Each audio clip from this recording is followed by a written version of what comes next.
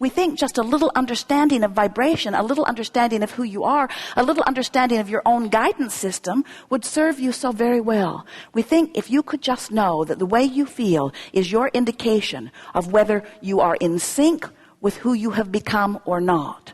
When you feel eager, when you feel appreciation, when you feel that enthusiasm for life, you are moving in the direction of who you really are.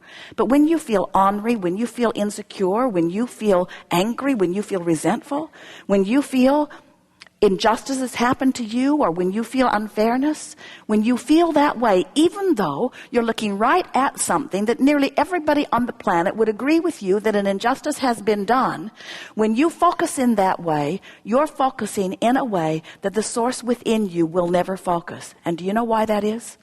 Because the source within you only focuses upon those things that it wants to see more of. Because the source within you understands that this is a universe that's based upon inclusion only. There is no exclusion in this universe, which means when you see something you want and you say yes to it, you include it in your vibration and you add unto it. But when you see something and you shout no at it, you include it in your vibration and you add unto it. So every time you say no to something, what you're really saying is, come to me, this thing I do not want. Every time you push against anything, there's a war against drugs and a war against AIDS and a war against poverty. There's a war against crime. There's a war against teenage pregnancy. There's a war against terrorism.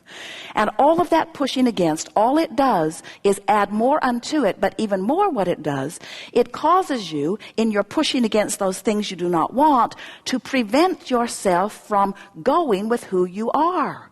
In other words, when you see terrorism or injustice or anything that you don't want to see, and we know there's plenty of it to see, it's not by any means dominant, it's minuscule in the whole scheme of things, but as you focus upon it, and we understand why you would, you came forth to explore the contrast, as you see something like that and you know what you don't want, every time you give birth to what you do want, and the universe is better for it, and the future generations will benefit from it. But in every moment that you stay focused upon what's wrong, you hold yourself apart from what you've been asking for. So the longer you live, the more contrast you see. The longer you live in this physical body, the more you ask for more. And do you get it? That every time you ask, the source within you rides that rocket, and the larger part of you becomes the vibrational equivalent of what you're asking for. So therefore, the longer you live, the faster your stream moves, so to speak. The longer you live, the more this part of you becomes a powerful force. And why is that? Because law of attraction is responding to the vibration of all points of consciousness. So you are sort of like a two-headed monster. We mean that lovingly, since we're one of the heads. When life causes you to become more, here's this part of you that has become more. You get the sense of it? This is who you were before you were born. This is who the larger part of you is now. This is who you are adding to vibrationally. Do you get it? That everything that you see in your physical manifestation form was once and first vibration? Do you get it? That it's a thought first, and then it's a thought form, and then it's manifestation? That everything that you hear, see in this time-space reality, smell, taste, everything that you experience in this time-space reality is nothing more than an exaggerated version of what was once a thought vibration? So here is this thought vibration, the beginning of the creation of more, the expansion of the universe, all tied up in this vibrational escrow, so to speak. We're demonstrating the bigness of this, and here you are in your physical expression. Now, which do you think? So here you are, you're thinking, you're believing, you're knowing, you're wanting, you're living, you're loving, you're hating, you're doing whatever you're doing. And law of attraction is responding to this vibration that is you.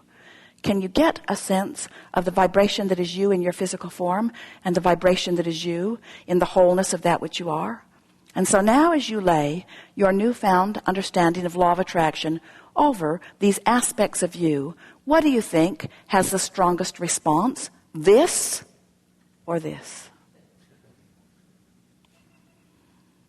So, law of attraction's response to who you have become creates the sensation for you of inspiration.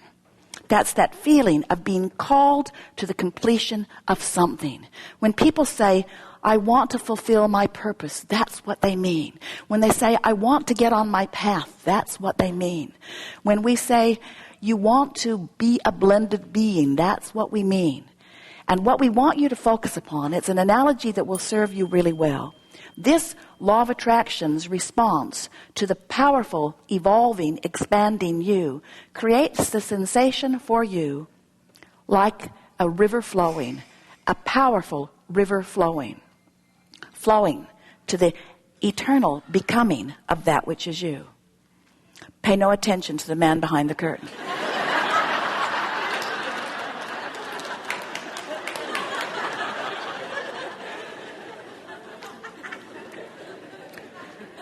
So as this non-physical energy is summoning, there is this powerful stream that feels to you like inspiration.